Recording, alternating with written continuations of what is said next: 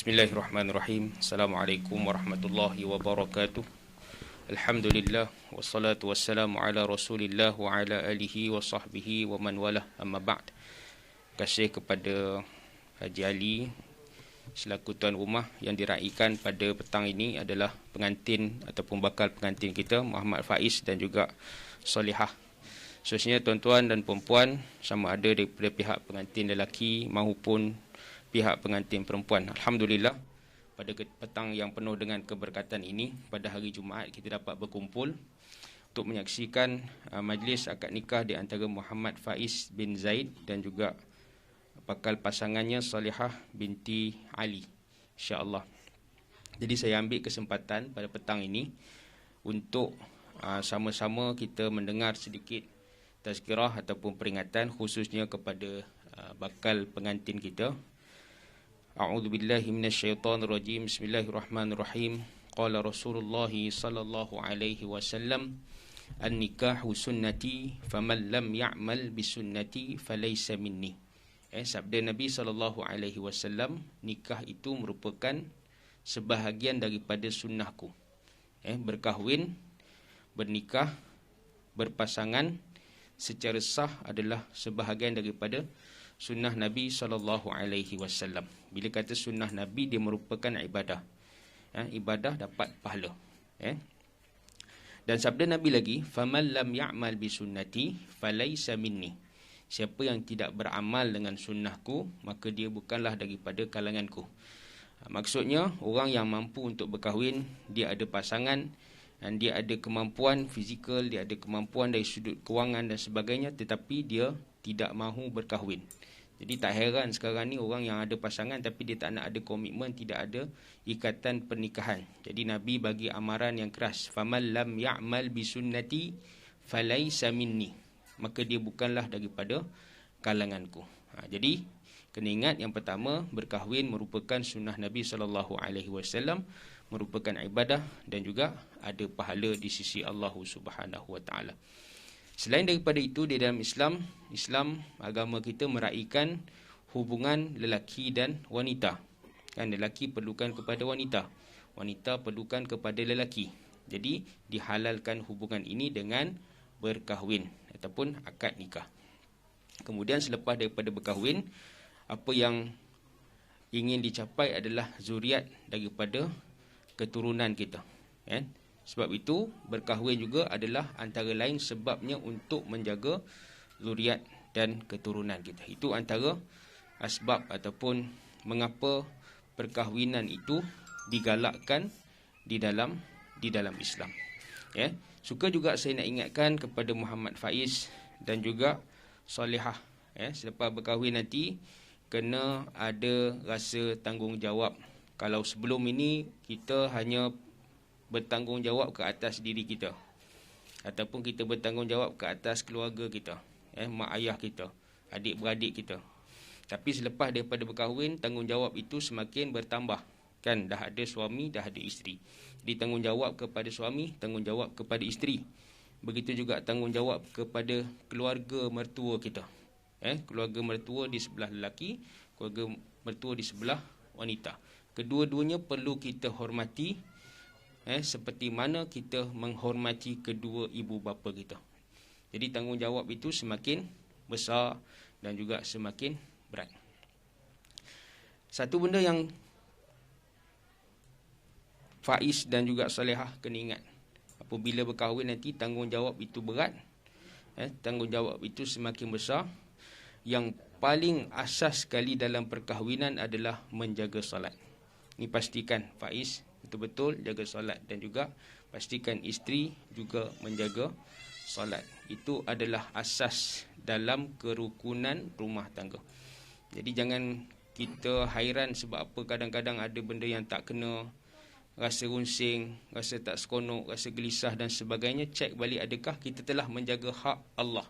Itu adalah hak yang paling besar sekali, hak Allah yang kita kena jaga. Sekali kalau kita tak jaga hak Allah, macam mana Allah nak jaga hak kita? Dalam hadis Nabi SAW, "Ihfazillaha yahfazuk." Jagalah Allah. Maksud jaga Allah ni jaga hak Allah. Allah tak perlu dijaga, tapi hak-hak Allah itu perlu dijaga. Paling asas sekali adalah hak berkaitan dengan salat. Jadi kalau kita jaga hak Allah, ihfazillah yahfazuk. Nescaya Allah akan jaga kita. Allah akan lindung kita. Jadi ini peringatan yang setiap kali saya khutbah nikah, saya akan pesan kepada bakal pengantin insya-Allah, Muhammad Faiz dan juga Salihah, jaga hak Allah, iaitulah dengan menjaga salat. Pastikan kalau tak pandai kita belajar, tak ada masalah, sama-sama kita belajar, ajak isteri kita sama-sama belajar. Sebab apa? Selepas ini tanggungjawab makin besar, ada anak pula. Kita nak bimbing anak pula. Dalam berkahwin ni dia kena ada cita-cita yang besar. Dia tak cukup dengan kita ada cita-cita dunia. Kita nak kahwin, nak kekal hingga anak cucu, tak cukup. Kena ada cita-cita yang lebih besar. Kalau boleh berkahwin dan kita nak bimbing isteri, anak-anak kita, sama-sama kita bawa masuk ke dalam syurga Allah Subhanahu wa taala. Jadi nak masuk syurga kena ada persediaan lah. Bukan boleh kita cakap nak masuk syurga je. Tapi ada benda yang kita perlu korbankan, kan? Ada benda yang kita perlu patuhi, taati untuk kita nak bawa isteri, anak-anak kita masuk ke dalam syurga Allah Subhanahu. Jadi dah kahwin kena ada cita-cita besar dalam perkahwinan kita. InsyaAllah Muhammad Faiz dan juga Salihah. Baik, insyaAllah pada petang ini akan dinikahkan sendiri oleh walinya, iaitu bapa kandung kepada bakal pengantin perempuan kita, Haji Ali bin Januddin, insyaAllah. Di sebelum kita ke akad nikah, boleh saya tengok mas kahwin tak? Mas kahwin. Boleh tak bawa ke depan ni? Mas kahwin, kalau ada pemberian-pemberian lain pun boleh bawa juga.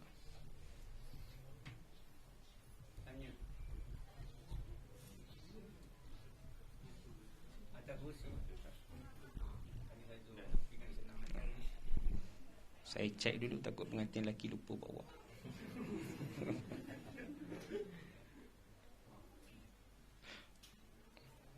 Okey. Kita minta mas kahwin, dia bawa gelang emas sekali. Sekali lah. Okey ya. Sebab dia dah berbunga kan. Pasal tu. Okey. Salihah ni betul bakal suami dia pakai emas ni betul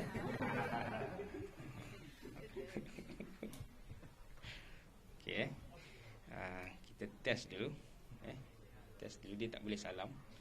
Cuma nak buka emas pun saya tak payah kot nanti Haji sebut Muhammad Faiz bin Zaid.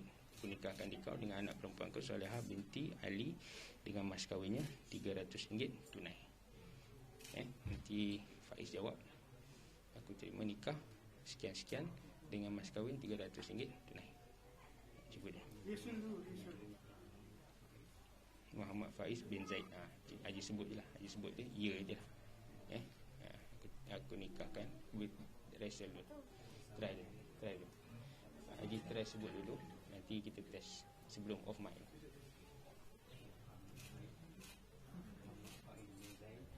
Saya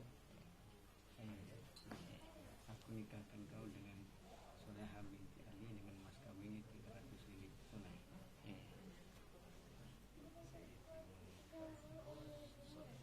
Bagi dulu sini dulu. Kena okey. Mana saksi saya? Saksi saya boleh rapat sikit. Apa ya? Okey.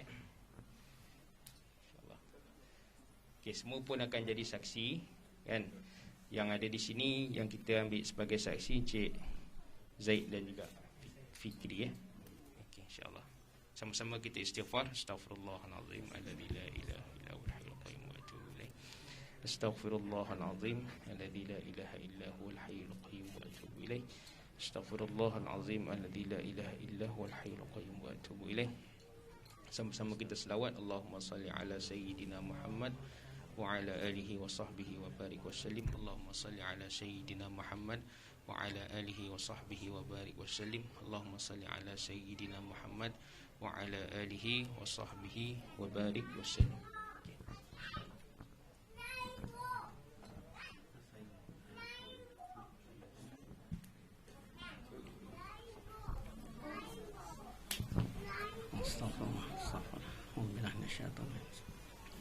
Bismillahirrahmanirrahim.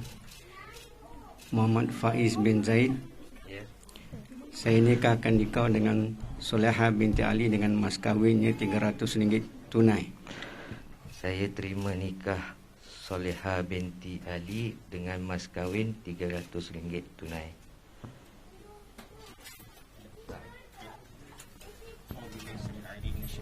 Bismillahirrahmanirrahim. Alhamdulillahirabbil alamin wassalatu wassalamu ala asyrafil anbiya'i wal mursalin wa ala alihi wa sahbihi ajma'in. Allahumma ja'alna jam'ana hadha jam'an marhuma wa tafarruqana min ba'dihi tafarruqan ma'suma. Barakallahu lakuma wa baraka alaikuma wa jama'a bainakuma fi khair. Wa sallallahu ala sayyidina Muhammad wa ala alihi wa sahbihi wa baraka wassalam. Walhamdulillahi rabbil alamin. Alhamdulillah. Tahniah kepada pengantin dan ahli keluarga.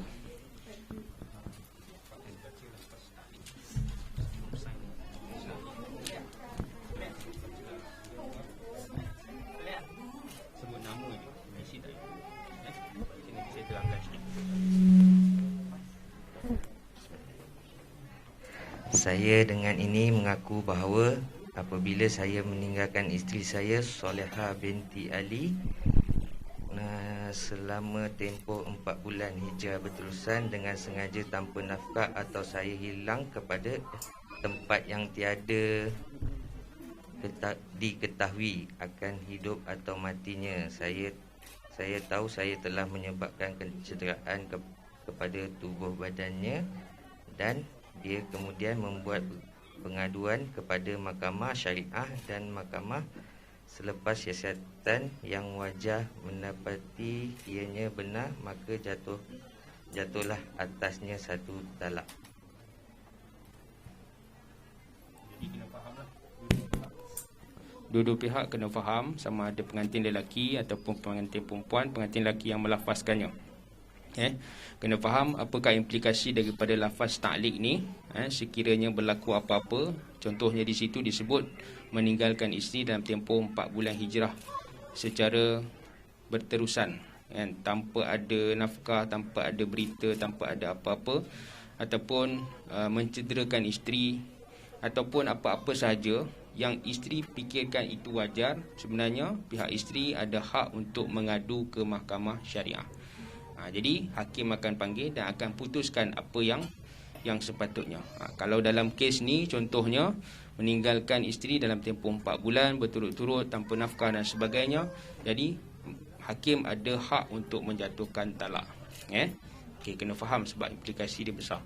Okey, baik. Kalau faham dan ni boleh sign.